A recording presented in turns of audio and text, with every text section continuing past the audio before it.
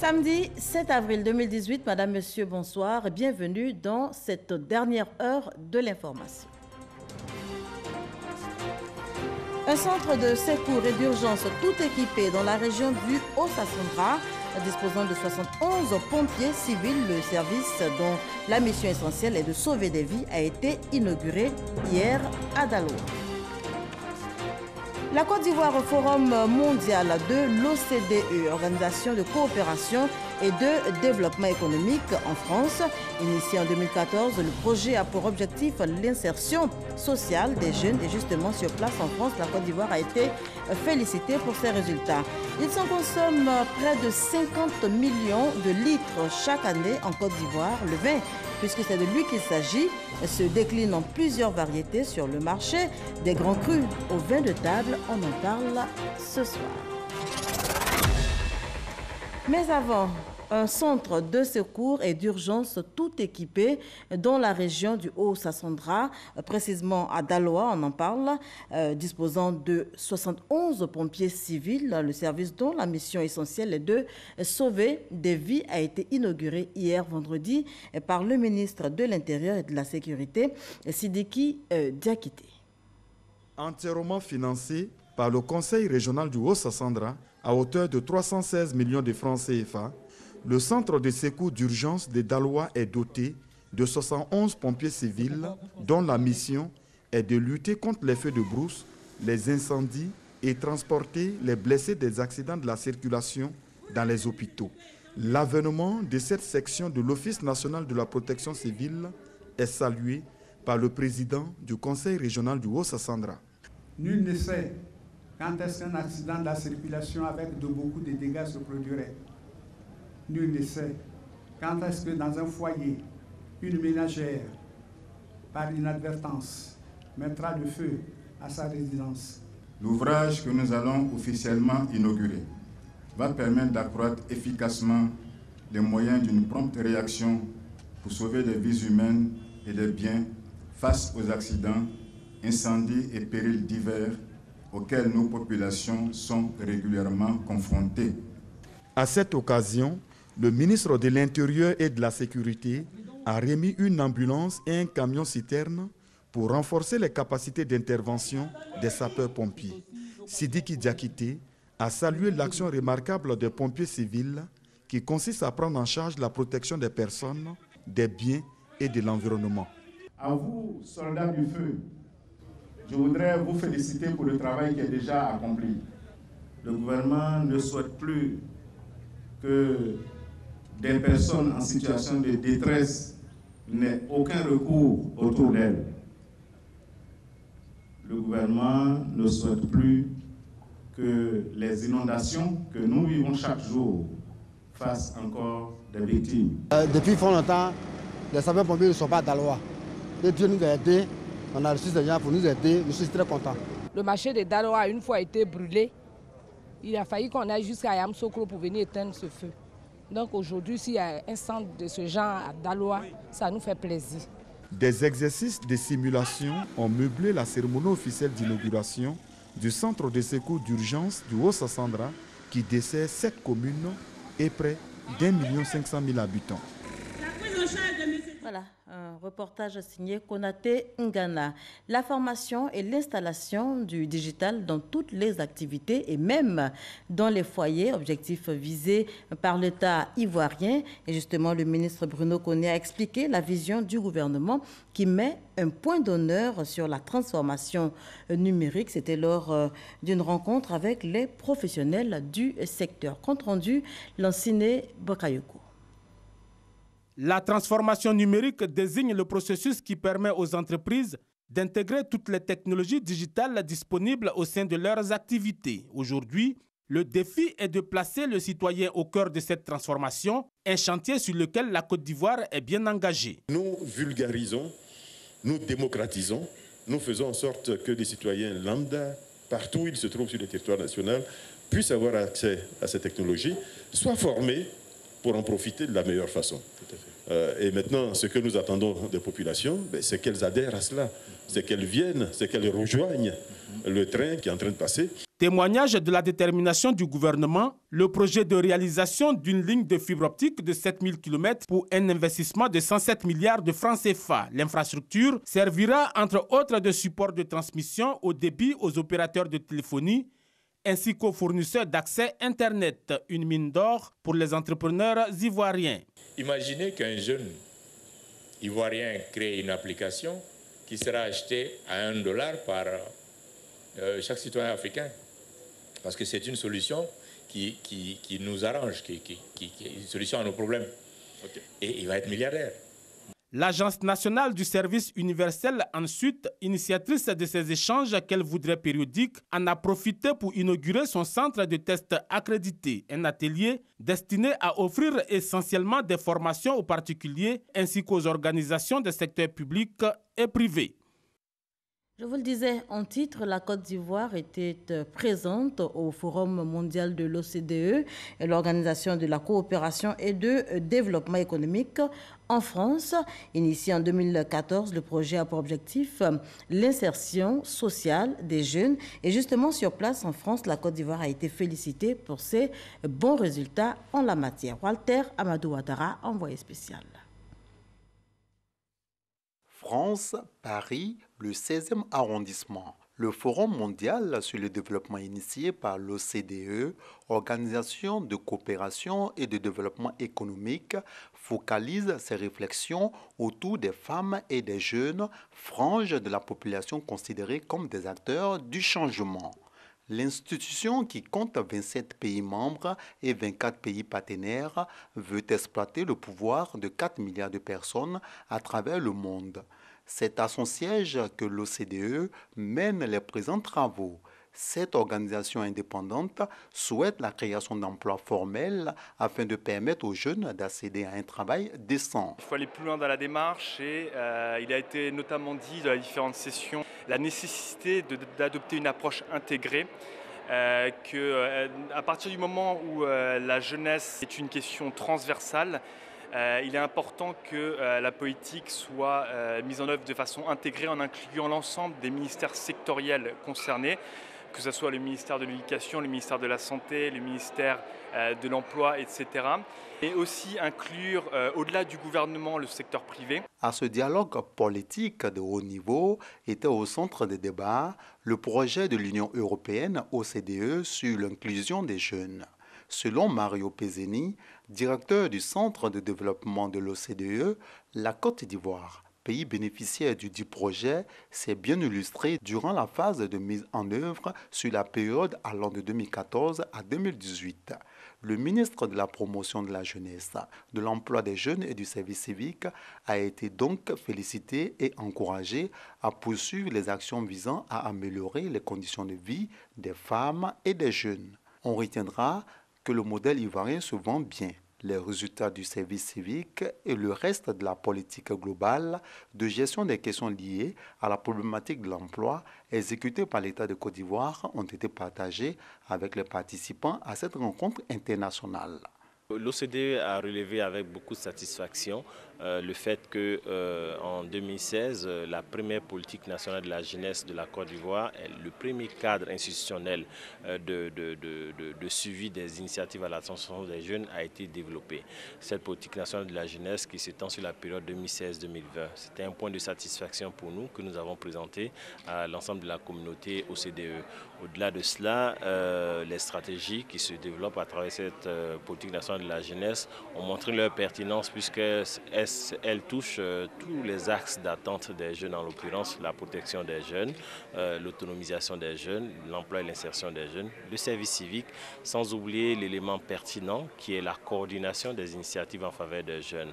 Les jeunes, cibles des différents programmes de l'OCDE, apprécient les efforts jusque-là consentis pour leur mieux-être. Pourtant, ils expriment encore des attentes. Mes attentes, je pense que je les dirigerai plus au niveau politique et au niveau technologique, c'est-à-dire que je pense que grâce à l'éducation et à l'orientation, on doit promouvoir en fait les métiers scientifiques et technologiques aux femmes. Et très tôt, il faut orienter les filles vers tous ces métiers-là qui sont peu connus des petites filles. Il est vraiment important que les choses se fassent sur le terrain pour une meilleure inclusion des jeunes et des femmes pour que l'Afrique se développe. Parce que l'Afrique ne se fera pas sans les jeunes ni les femmes. C'est vraiment de l'action. Le projet Inclusion sociale des jeunes a eu pour objectif de renforcer les capacités des acteurs nationaux en matière de compréhension des multiples dimensions de l'inclusion des jeunes, de conception et d'évaluation de politiques en faveur de la jeunesse. Le projet conduit par l'OCDE et cofinancé par l'Union européenne a été exécuté dans 10 pays, dont la Côte d'Ivoire. Les autres pays bénéficiaires sont le Togo, l'Éthiopie, l'Afrique du Sud, le Pérou, le Salvador, la Moldavie, la Jordanie et le Cambodge. Enseignement supérieur et recherche scientifique, la Côte d'Ivoire et la Guinée viennent de signer un partenariat. Au centre de cet accord, la construction d'un espace africain de l'enseignement supérieur et de la recherche scientifique, ce au sein donc de l'espace CEDEAO, également le développement des échanges inter-États. C'est Forazegui et Franck Kouadio. Chaude poignée de main entre Ali Ramata Bakayoko et Abdoulaye Robaldé, tous deux ministres de l'enseignement supérieur et de la recherche scientifique de la Côte d'Ivoire et de la Guinée. Les deux pays viennent de signer un accord cadre de coopération, partage d'expériences, échange de compétences d'enseignants, de chercheurs, d'experts, de techniciens et d'étudiants sont entre autres les termes de cet accord.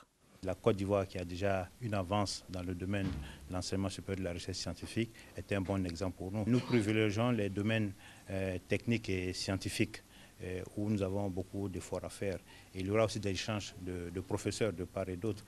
Cet accord vient renforcer la coopération académique et scientifique entre les institutions universitaires de la Côte d'Ivoire et celles de la République de Guinée, selon l'Iramata Bakayoko. Ces accords revêtent une importance capitale et s'inscrivent parfaitement dans la vision de nos deux chefs d'État, à savoir parvenir à l'émergence grâce au développement de la science, de la technologie et de l'innovation et également à la formation de ressources humaines de qualité.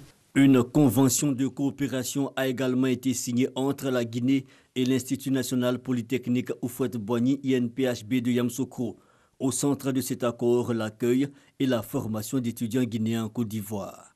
Les accords que nous venons de signer portent sur d'autres directions. D'abord, accueillir des jeunes Guinéens talentueux dans les classes préparatoires de l'INPHB, les former de sorte que ces étudiants puissent passer les concours internationaux. La ministre de l'Enseignement supérieur et de la Recherche scientifique de Côte d'Ivoire a émis le vœu de voir ces accords s'étendre à d'autres universités et grandes écoles, aussi bien ivoiriennes que guinéennes.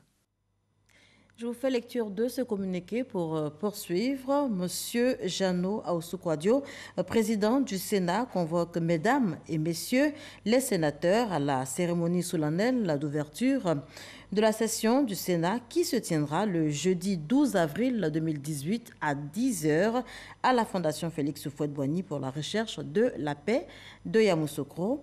Notez que le présent communiqué tient lieu de convocation individuelle. À présent, des échos de la première édition des jeudis du RHDP. Un premier rendez-vous autour du thème suivant, gouvernance RHDP, 7 ans après, où en sommes-nous? L'occasion, en tout cas, pour le ministre Souleymane Diarra-Souba, représentant le Premier ministre Amadou Gon Coulibaly, et le directeur général du CPC, de faire la lumière sur les actions menées sur le terrain par le RHDP. Alexis Ouedraogo. Premier rendez-vous des jeudis du RHDP, 3 heures pour faire le point des 7 années de gouvernance RHDP. Face au public venu nombreux, le ministre Souleymane Diarra-Souba du Commerce et le directeur général du Centre de promotion et de l'investissement en Côte d'Ivoire, Esmel Essis. Tour à tour, il plante le décor des réalisations entreprises pour améliorer les conditions de vie des Ivoiriens, mais aussi améliorer le climat des affaires. Si vous créez un salon de coiffure à 500 000, vous pouvez venir déclarer cela au CPC et on vous accorde les avantages du code qui vous donne une exonération fiscale de 5 ans, 8 ans ou 15 ans en fonction du lieu où vous êtes installé. Et ça, beaucoup d'Ivoiriens ne le savent pas. Nous avons vu des entrepreneurs qui investissent dans l'hôtellerie et qui ne savent pas qu'il existe un code d'investissement qui leur permet d'avoir l'exonération de la TVA sur les équipements qu'ils importent, la réduction de 40 à 50% des droits de douane sur les équipements qu'ils importent, et l'exonération totale du BIC, de la patente et du foncier pendant 5 ans, 8 ans ou 15 ans. Nous avons travaillé à mettre en place différents organes de fonctionnement, notamment le Conseil national de la lutte contre la cherté de la vie, qui est dans sa phase vraiment opérationnelle, et ensuite la Commission de la concurrence. Pour ce qui concerne le logement, il y a un projet de loi qui a été pris au cours du dernier trimestre 2017 portant sur l'encadrement des loyers. On attend que ce projet de loi puisse passer, je pense, au niveau de l'Assemblée nationale, afin qu'il soit adapté pour éviter toutes les pratiques qui sont abusives dans le marché. Pour 2018, le gouvernement prévoit livrer 10 000 logements sociaux. Le gouvernement, en tout cas, essaie au quotidien de prendre des mesures pour que les conditions de vie des populations puissent être améliorées et pour que l'évolution des prix soit contrôlée. Quand s'ouvre le temps des échanges, questions-réponses, ménagères, commerçantes, responsables de PME et étudiants partagent leur incompréhension. Un exercice au final jugé satisfaisant. La réponse que M. le ministre a donnée, bon, d'abord c'est de bonnes réponses. Il a essayé de nous dire que le gouvernement est en train de travailler sur ces points-là. Donc je suis d'accord pour ça. Maintenant, il faut que le gouvernement fasse encore plus d'efforts pour satisfaire sa population.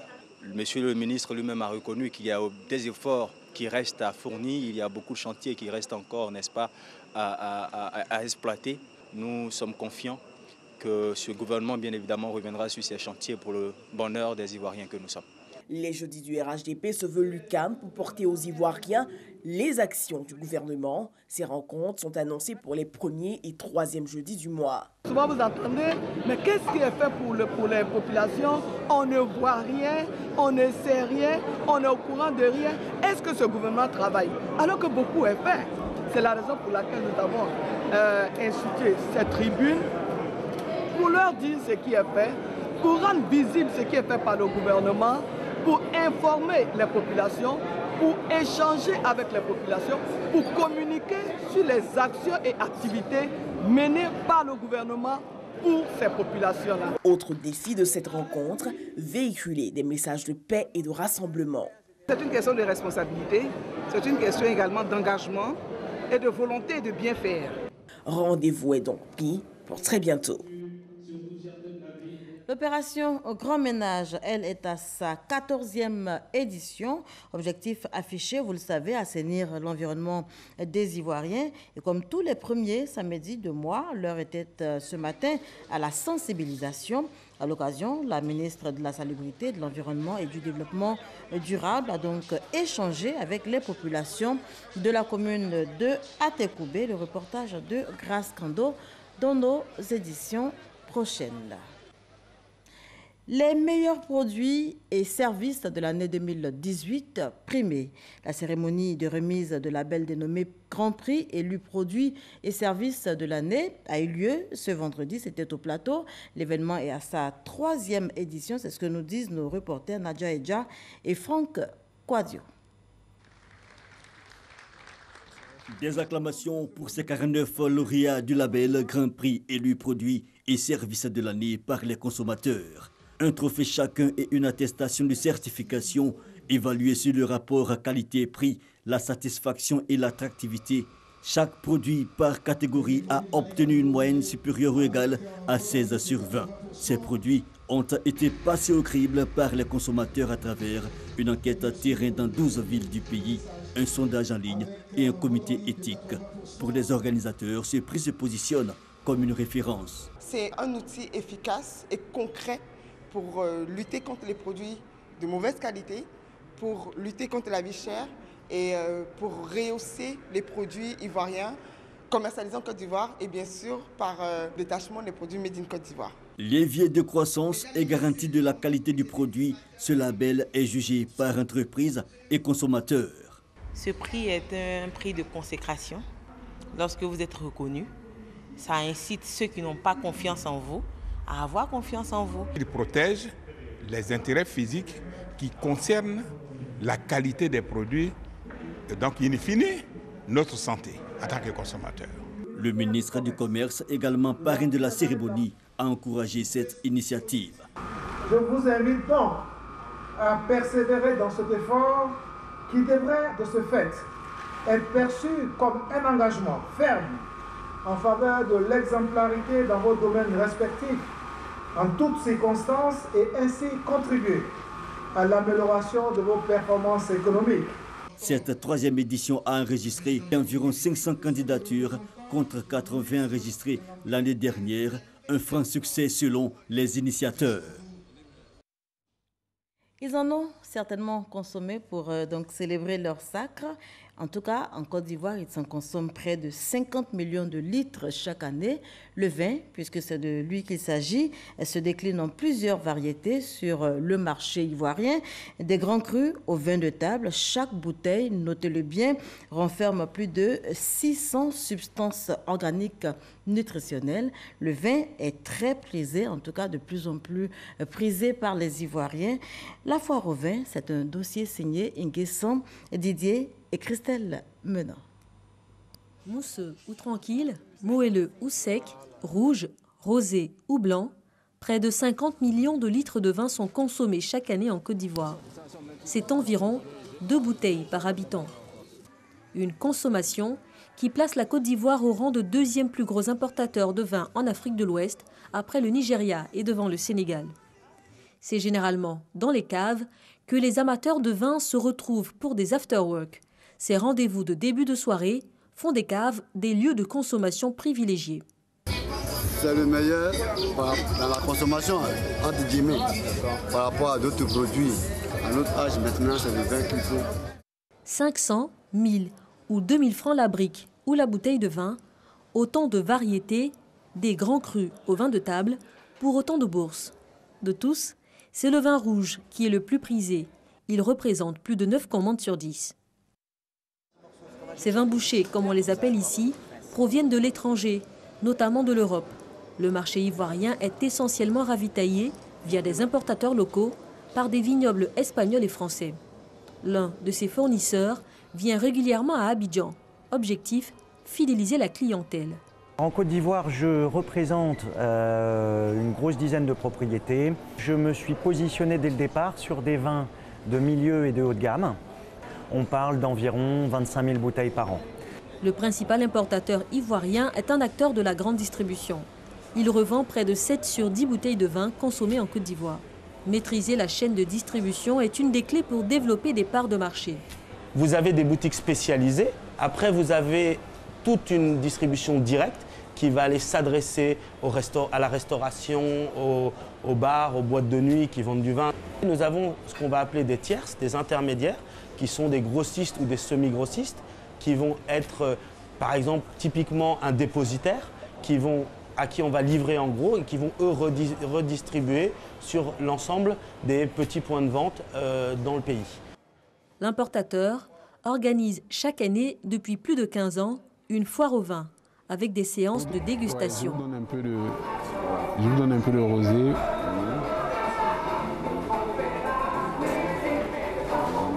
Un peu aigre. C'est ce que j'ai remarqué. Il n'agresse pas. Ouais, il n'agresse pas le palais. C'est un peu aigre quand même. Une approche commerciale qui conforte sa position de leader sur le marché du vin en Côte d'Ivoire.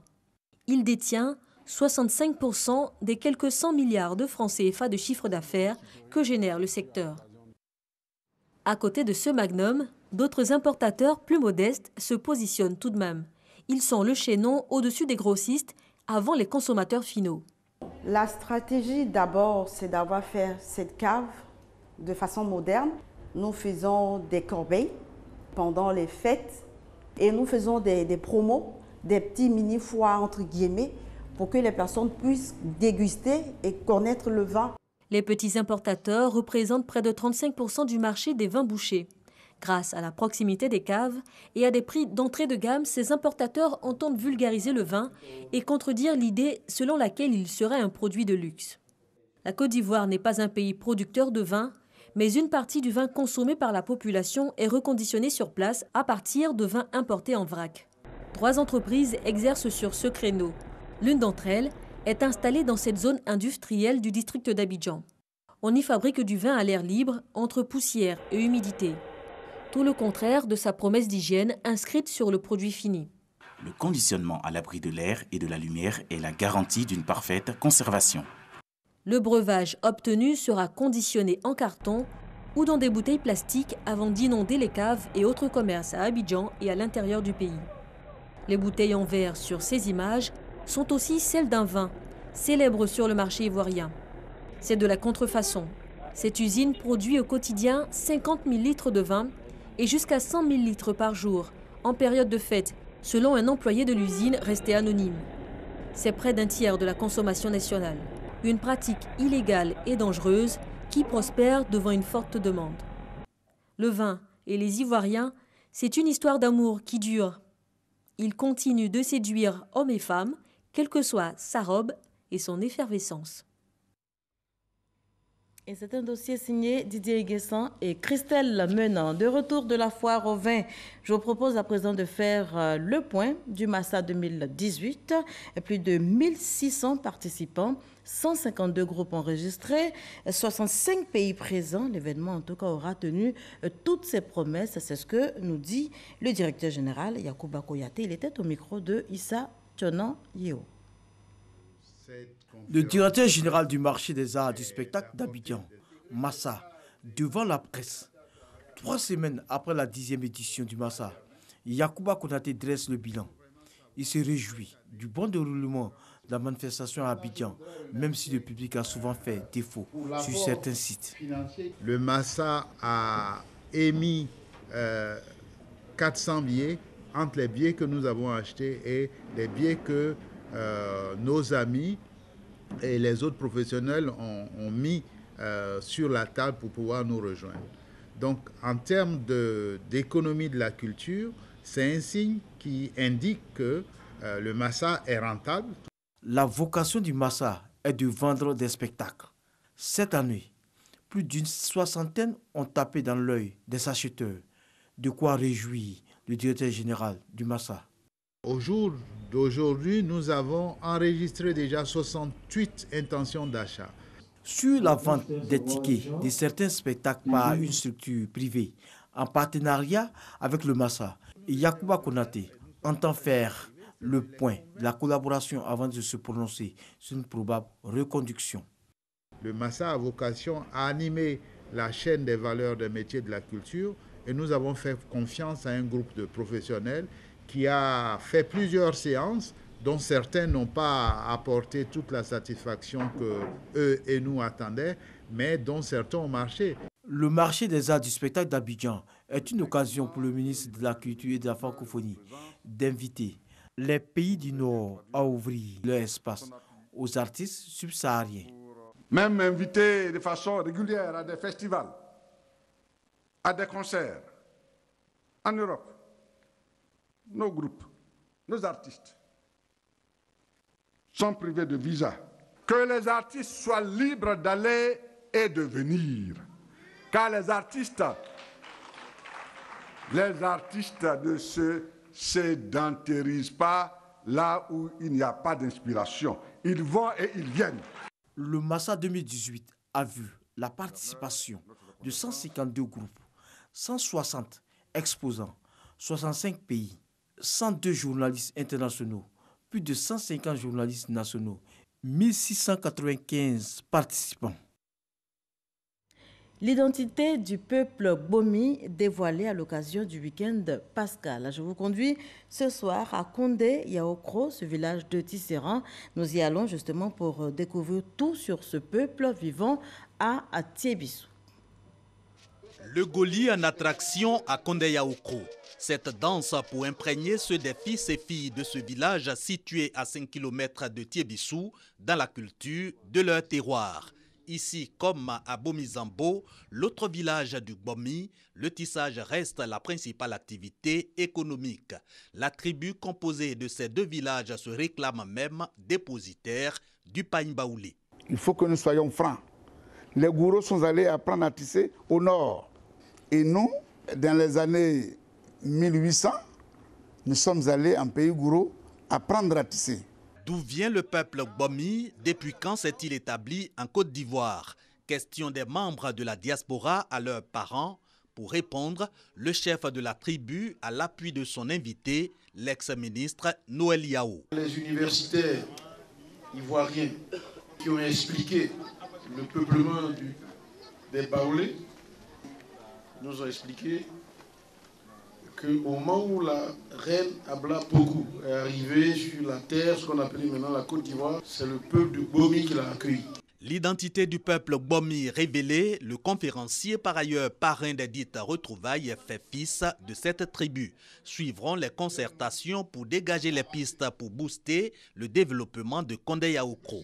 Résolution phare, redynamisation de la mutuelle dont le président entend faire de la cohésion et la solidarité les maîtres mots de son mandat. Déjà en place, eau potable, électricité, école, centre de santé et bien d'autres infrastructures de base. Condé-Yaoukro peut donc déjà se targuer d'être village moderne. Voilà, découverte du peuple Bomi. Nos guides ce soir n'étaient autres que Alain Essois et Léon Brou. C'est la fin de ce journal. Merci de l'avoir suivi.